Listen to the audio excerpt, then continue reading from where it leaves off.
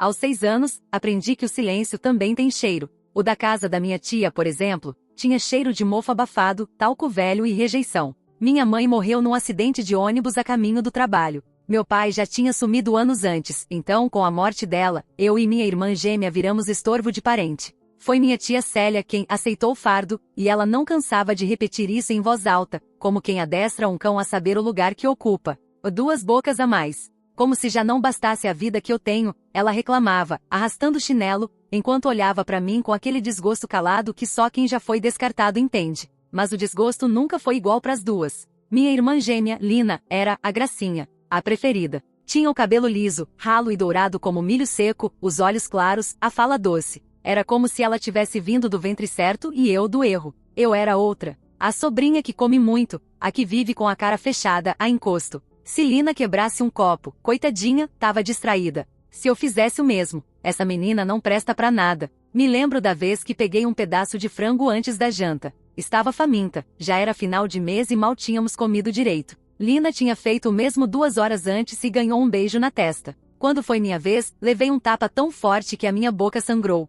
Cadela sem modos. Vai virar ladra. Lina não disse nada. Nunca dizia. Era como se minha dor fosse invisível até pra ela. Anos se passaram assim. No colégio, eu era a sombra da irmã perfeita. Professores suspiravam por Lina. Já eu precisava melhorar o comportamento. Ninguém sabia que eu estudava com hematomas escondidos debaixo das roupas, que fazia dever de casa à luz de vela, porque a luz do meu quarto vivia cortada, enquanto Lina dormia no quarto aquecido com cobertas limpas. Não sei quando a semente da revolta virou força. Só sei que ela cresceu escondida no estômago. Comecei a anotar cada frase cruel da minha tia num caderninho velho. Era minha maneira de registrar o que ninguém acreditaria. Ela sorria para vizinhos, fingia ser a heroína por nos acolher, mas nas entrelinhas da casa, eu era o incômodo que ela sonhava varrer da existência. Aos 16, tudo desmoronou de vez. Era meu aniversário. Um bolo simples, que eu mesma havia feito com farinha vencida e esperança. Quando cheguei na sala, a mesa estava posta. Refrigerantes, salgadinhos, balões, tudo pra Lina.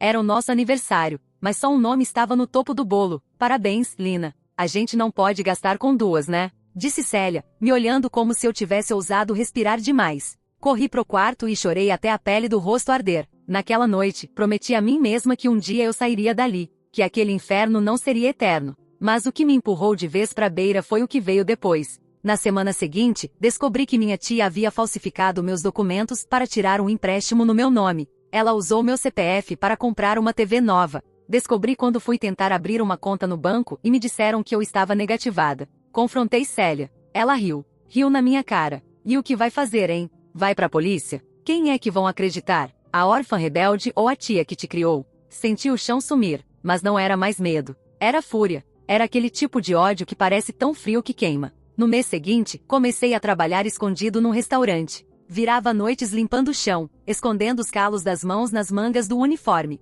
Juntei cada centavo. Estudava nas madrugadas em segredo, debaixo da coberta com a lanterna do celular. Fui aprovada numa faculdade pública com bolsa de permanência. No dia em que arrumei as malas, Célia me olhou com um misto de surpresa e desprezo. Você? Faculdade? Me poupe, menina. Isso aí é só ilusão. Vai voltar com o rabo entre as pernas. Lina ficou em silêncio. Como sempre. Cortei o laço ali. Mudei de cidade. Recomecei. O primeiro semestre foi um inferno. Tive crises de pânico, vomitava antes das provas, desmaiava de exaustão no banheiro. Mas fui ficando forte. Fiz terapia gratuita no campus. Conheci gente que me ouvia, que me via. 2 anos depois, consegui um estágio numa multinacional. Era só o começo, mas foi ali que percebi, eu podia. E mais, eu merecia. Célia nunca me ligou. Lina, de vez em quando, mandava mensagens mornas, perguntando se eu estava bem. Nunca pediu desculpas. Nunca reconheceu nada. Eu fui crescendo. Consegui um emprego fixo. Aluguei um apartamento. Depois, comprei meu próprio cantinho com financiamento. Uma casinha simples, mas só minha. Pintei as paredes com as cores que sempre sonhei. Enchi a estante de livros. Pela primeira vez, minha casa tinha cheiro de paz. E foi quando tudo parecia finalmente em seu lugar, que o telefone tocou. Era Lina. Oi, Bel. Desculpa te ligar assim. É que, a tia Célia, ela perdeu tudo. Foi despejada. Tá morando de favor com uma vizinha, mas vão expulsar. Não tem mais ninguém da família pra ajudar. Minha respiração travou. E o que isso tem a ver comigo? Ela pediu, se podia, ficar aí com você um tempo. O mundo ficou mudo por alguns segundos. Como se o universo tivesse prendido o ar para escutar minha resposta. A mulher que me chamava de praga, que me deixava dormir com fome, que sujou meu nome, apagou meu aniversário, que me deu tapas e me ensinou o gosto do abandono, agora pedia abrigo. E o pior, Lina parecia achar isso normal, como se fosse minha obrigação, como se tudo aquilo tivesse sido apenas um mal-entendido de família. Fiquei em silêncio por tanto tempo que Lina perguntou: Bel, você tá aí? Eu estava, mas talvez não fosse mais a mesma. E agora? Será que eu devo deixá-la entrar?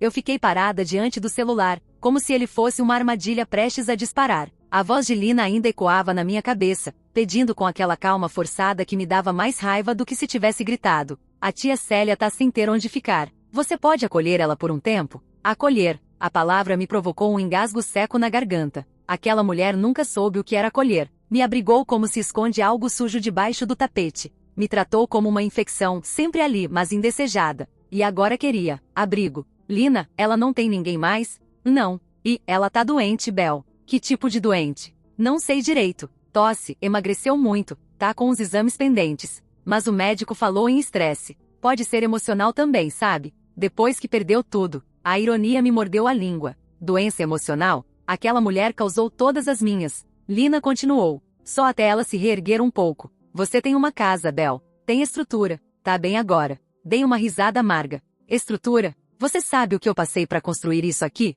Não caí do céu, Lina. Eu sei. Só tô pedindo para pensar. Por mim também. Ah, claro. Por ela. Sempre por ela. Desliguei sem dar resposta. Passei o resto do dia tentando me distrair, mas a ideia martelava. E se fosse eu na rua, pedindo ajuda? Só que não era. Quem estava na rua era a mulher que me virou as costas quando eu precisei de um copo d'água, de um cobertor, de uma palavra, que me fez acreditar que eu merecia o pouco, que viver era pedir desculpa por ocupar espaço. Não, ela não merecia o meu teto. Ou merecia. Na manhã seguinte, ouvi a campainha, e quando abri a porta, meus pulmões travaram. Lá estava ela, Célia, encolhida, pálida, vestida com uma blusa de lã furada e uma calça que parecia ter sido resgatada de um brechó abandonado, a mala ao lado, rasgada. A pele do rosto cheia de manchas que eu não lembrava, mas os olhos, os olhos, ainda eram duros. A mesma expressão que me julgou a vida inteira, só que agora com uma camada de vergonha ou orgulho ferido. Olá, Isabela. Meu nome completo. Não um oi, minha querida. Nem um desculpa. Oi, respondi seca, o coração disparando. Posso entrar? Ela não pediu desculpas. Não implorou. Não explicou. Apenas exigiu. Demorei uns segundos antes de sair da frente. O corpo reagiu por impulso, como um trauma de infância que obedece sem questionar. Ela entrou com passos curtos, como se cada passo fosse uma penitência. Olhou a sala devagar, analisando os móveis, as paredes pintadas de lavanda, o sofá de veludo que paguei em 12 vezes. Bonita sua casa. Nunca pensei que você fosse chegar aqui. Como se eu tivesse nascido condenada. Eu construí isso com o que sobrou de mim, rebati. Apesar de você. Ela se calou. O silêncio dela não era de arrependimento. Era de recalcular os próprios fracassos. Preparei um colchão no quarto de hóspedes. Coloquei uma coberta. Deixei toalhas no banheiro. Cada gesto me corroía por dentro. Era como ceder espaço ao invasor da própria alma. Na primeira noite não dormi. Fiquei escutando os passos dela pelo corredor, o ranger da porta do banheiro, os pigarros constantes. Como se meu corpo não conseguisse relaxar até que ela fosse embora de vez. Mas ela ficou. Dias se arrastaram em silêncio. Eu acordava cedo, ia pro trabalho. Voltava e encontrava a louça suja na pia. Ela assistia TV com o volume baixo e não falava quase nada. Nenhuma menção ao passado. Nenhum pedido de desculpas. Era como se o inferno que ela me fez passar tivesse evaporado. Num sábado de manhã, a bomba explodiu. Voltei do mercado e encontrei Lina sentada no sofá com ela. As duas tomando café, como se fossem uma família feliz. Quando entrei, Célia teve a audácia de sorrir. Estávamos lembrando de quando vocês eram pequenas. Lembra daquele dia que vocês brincaram de salão e cortaram o cabelo uma da outra? A Lina ficou parecendo um espanador. Ela riu. A Lina também. E eu, travei. Lembrei daquele dia. Não foi brincadeira. Eu cortei o cabelo da Lina por raiva. Porque ela tinha dito que minha mãe tinha morrido porque não aguentava mais cuidar de mim. E a resposta da tia foi trancar eu no quarto o dia inteiro sem comida. Vocês lembram diferente do que eu, murmurei. O sorriso de Célia murchou. Lina desviou o olhar. Você guarda muita coisa ruim, Bel. Disse Célia, como se eu fosse a errada. Foi a primeira vez que me permiti levantar a voz. Guardo sim, porque foi o que me deram. Rejeição, humilhação, abuso psicológico. Você destruiu minha autoestima. Me fez acreditar que eu era lixo, que meu valor era o silêncio. Célia abaixou o copo. Eu tava sobrecarregada, viúva, sem dinheiro, criando 3 filhos sozinha. E vocês chegaram como mais um peso. Eu era uma criança. O que esperava? Que eu criasse você. Ela ficou muda. Lina se meteu. Tá, gente, não vamos brigar. Não, Lina. Deixa ela ouvir. Porque talvez ninguém nunca tenha dito isso. O que você fez comigo foi cruel. E eu ainda deixei você entrar aqui. Te dei cama, comida, abrigo. Mas você não pediu perdão. Você só apareceu como se tudo fosse natural. Como se eu tivesse obrigação. Célia começou a chorar. Mas eram lágrimas secas. Daquelas que vêm com o orgulho machucado. Eu errei, tá? Eu errei. Mas a vida também me feriu, Bel. A diferença é que você teve escolha. Eu não. Saí da sala antes que minha raiva virasse grito. Naquela noite, ela bateu na porta do meu quarto. Eu vou sair amanhã cedo. Não quero mais causar. Só queria dizer que você virou alguém melhor do que eu jamais imaginei. Mesmo eu tendo feito tudo para te impedir. Demorei a responder. Por fim, disse apenas. Talvez isso diga mais sobre mim do que sobre você. E ela foi embora no dia seguinte. Não levou a mala. Só os sapatos e um casaco. Achei que aquilo fosse o fim. Mas então, 3 semanas depois, chegou uma intimação judicial no meu nome. Minha tia estava me processando. Ela dizia que eu a expulsei injustamente, sem aviso prévio, e que causou agravamento no estado de saúde dela por negligência. Sentei no chão da cozinha, com o envelope aberto no colo e o coração trovejando. Não era possível. Era uma piada. Um pesadelo. Mas não era. Ela queria uma indenização. Depois de tudo que fez comigo, agora queria me processar? Será que eu devia me defender ou contar tudo publicamente? Quando li a intimação judicial, meu mundo congelou. Era como se a última máscara daquela mulher, minha tia Célia, tivesse caído diante dos meus olhos, revelando uma face ainda mais cruel, fria e calculista do que tudo que eu já conhecia. Ela me processava por expulsão injusta e agravamento do estado de saúde dela. O que eu tinha feito? Abrir a porta e mostrar que eu não era mais aquela criança que se calava diante da injustiça? Dizer não para quem nunca disse sim? Dar um basta na história que ela mesma escreveu em cima da minha dor? A ideia me queimava por dentro. No dia seguinte, procurei uma advogada pela internet. Chamei uma moça jovem, que parecia entender o peso da minha história. Marquei uma reunião. Falei tudo, do começo ao fim, do abandono da minha mãe, do desdém da tia, da falsificação do meu nome, da violência, da traição, da chegada dela na minha casa, do processo. Isabela, disse a advogada com firmeza, você tem provas suficientes para desmontar essa farsa. Os documentos da dívida no seu nome, testemunhas, o histórico do que você enfrentou. Ela não vai ganhar. Por dentro, eu queria acreditar, mas tinha um medo atroz. E se ela ganhasse? E se todo o esforço para me reconstruir fosse destruído por uma sentença? Ainda assim, não podia recuar. No dia da audiência, meu estômago estava tão embrulhado que pensei em desistir. Mas fui. Entrei na sala do tribunal, vestida com a roupa que comprei com meu primeiro salário decente, os olhos firmes e a voz trêmula. A juíza leu o processo. Célia falou primeiro. A voz dela era fraca, quase um sussurro, mas cheia de veneno. Eu só pedi abrigo para uma velha. Essa menina, minha sobrinha, expulsou-me, me humilhou. Está me negando um teto, um mínimo de dignidade. Eu não tenho ninguém. Ela me destruiu. Olhei para ela. Aquela mulher que me havia destruído. A única que, mesmo tendo direito, nunca quis se reerguer sem passar por cima de mim. Quando me chamaram para falar, senti um nó na garganta, mas o que veio foi fogo. Meritíssima, não só eu ajudei essa mulher, como tentei diversas vezes conversar, e fui recebida com agressão e desprezo. Ela não tem direito sobre minha casa. A casa é minha. E eu não a expulsei, apenas recusei manter um relacionamento tóxico que me destrói emocionalmente. Apresentei as provas, testemunhas, mensagens, e o histórico médico dela mostrando que o estresse que ela alega só aumentou após as brigas e a convivência forçada. Expliquei como a relação foi marcada por anos de abuso psicológico. A juíza ouviu tudo, fez perguntas, anotou cada detalhe. Ao final da sessão, ela pediu para ambos voltarem em 30 dias com mais documentos. Foi um adiamento, uma tormenta que só começava. Mas, ao sair dali, algo mudou em mim. Eu não era mais a menina que se calava. Eu estava pronta para lutar, para expor não só o processo, mas todo o jogo sujo daquela mulher. Algumas pessoas me aconselharam a ignorar, a não revidar. Não vale a pena, Bel. Ela é velha, cansada. Vai passar. Mas eu sabia que não passaria. Nas semanas seguintes, publiquei minha história anonimamente em fóruns, redes sociais, grupos de apoio para órfãos e vítimas de abuso familiar. A reação foi avassaladora. Mensagens de apoio, pessoas que passaram por situações parecidas, outros que me mandavam forças para o que viria. Foi quando começou o inesperado. Uma manhã, recebi um e-mail de uma jornalista de um grande portal. Queremos contar sua história, Isabela, para que ninguém mais passe por isso em silêncio. Mas também recebi um convite estranho. Um homem que se apresentou como advogado da tia Célia mandou mensagens pedindo que eu reconsiderasse o processo, ameaçando que se eu continuasse, coisas ruins poderiam acontecer. Um aviso velado, quase uma ameaça. Meus amigos começaram a notar que eu andava paranoica, olhando por cima do ombro, pulando com cada barulho na rua. Foi aí que o passado bateu na minha porta, não pela mulher, mas pela Lina. Ela sumiu. Meu telefone não parava de tocar, mas quando atendia, só havia silêncio. Fui até o apartamento dela. Encontraram sua bolsa caída na rua, perto de uma estação de metrô, cheia de documentos, mas sem sinal dela. A polícia iniciou buscas. Eu me sentia culpada, impotente, desesperada. Será que a sombra do passado havia engolido minha irmã também?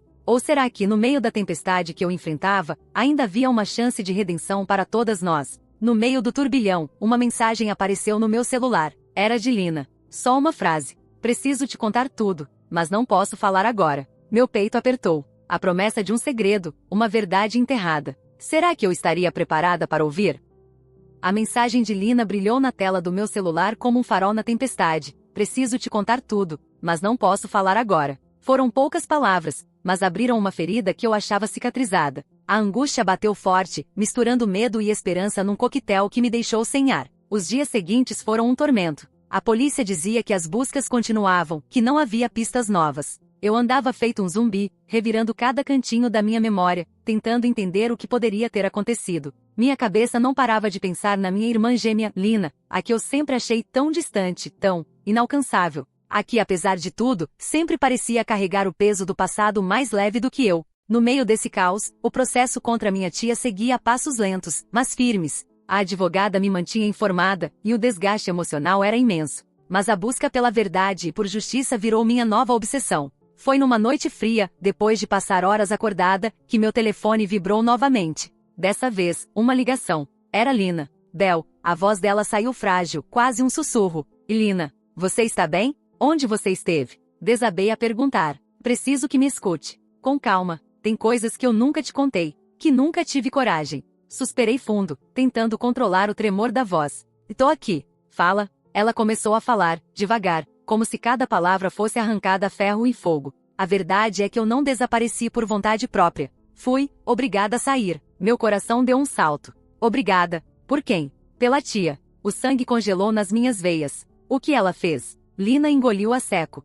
Quando você saiu de casa, ela começou a me pressionar, dizendo que eu tinha que continuar a fazer tudo o que você fazia, só que melhor, que eu precisava ser perfeita, para compensar você. Mas quando eu fracassava, a culpa era sua. Ela fez uma pausa, e eu fiquei esperando. Ela me forçou a mentir, a esconder as coisas, a dizer que você era problemática, que eu era a boa sobrinha, que você acreditou. Perguntei, com a voz falhando. No começo sim, porque eu queria uma família, queria paz. Mas depois descobri que ela estava usando a nossa história para tirar dinheiro do banco, manipular vizinhos, até ameaçar outros parentes para manter o controle. Eu mal conseguia respirar. Isso é uma loucura, Lina. Não é só isso. Ela me ameaçou. Disse que se eu contasse algo, eu ia sumir igual você. Meu estômago virou.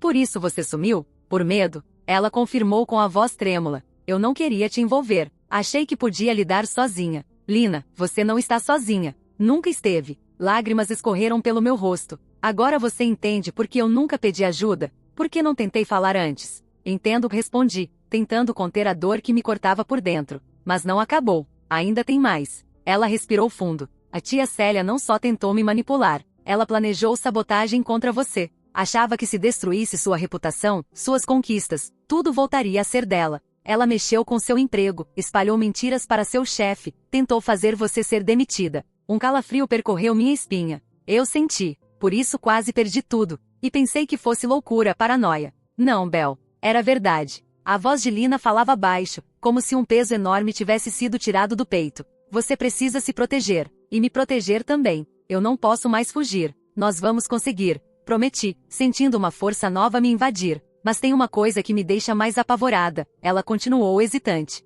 O quê? E tia Célia, não é só ela. Tem gente poderosa envolvida. Pessoas que querem manter tudo escondido. Que têm interesse em manter a família destruída, dividida. Como assim? Perguntei, o medo crescendo. Não sei exatamente, mas descobri conversas, documentos. Algo muito maior do que nós. Meu peito apertou. Então não estamos apenas lutando contra uma mulher amarga. Estamos no meio de uma teia. A voz de Lina falhou. Eu tenho medo, Bel. Medo real. Silenciei, sem saber o que dizer. Eu vou te proteger, disse, mais para mim mesma do que para ela. Vamos precisar de ajuda. Profissional, legal, e talvez até de aliados inesperados. Fechamos a ligação com a promessa de um reencontro. No dia seguinte, combinei com a advogada de enviar as novas informações que Lina tinha. Precisávamos montar uma defesa forte, contra uma inimiga que já não era apenas uma tia cruel, mas uma peça num jogo de poder muito maior. E então, algo inesperado aconteceu. No meio da noite, ouvi barulhos no quintal. Levantei,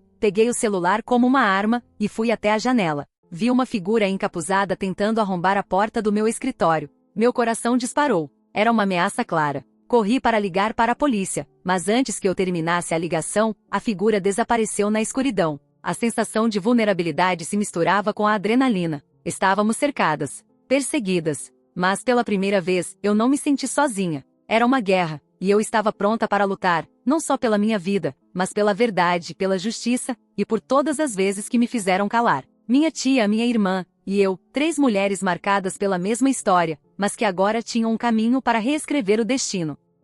A sentença foi um divisor de águas. A justiça finalmente reconheceu minha inocência. Anulou as dívidas fraudulentas e proibiu minha tia de se aproximar de mim e da Lina por 5 anos. Senti um alívio profundo, como se um peso enorme tivesse sido tirado dos meus ombros. A mulher que me desprezou por ser órfã, que tentou destruir tudo que construí, foi derrotada. Lina e eu começamos a reconstruir nossa relação, agora com mais verdade e apoio mútuo. A casa que comprei com meu suor tornou-se um símbolo da minha resistência e vitória. Aprendi que mesmo rejeitados e traídos, podemos renascer das cinzas, reconstruir nossa história e, acima de tudo, perdoar, não para quem nos feriu, mas para sermos livres. Esta é a minha verdade.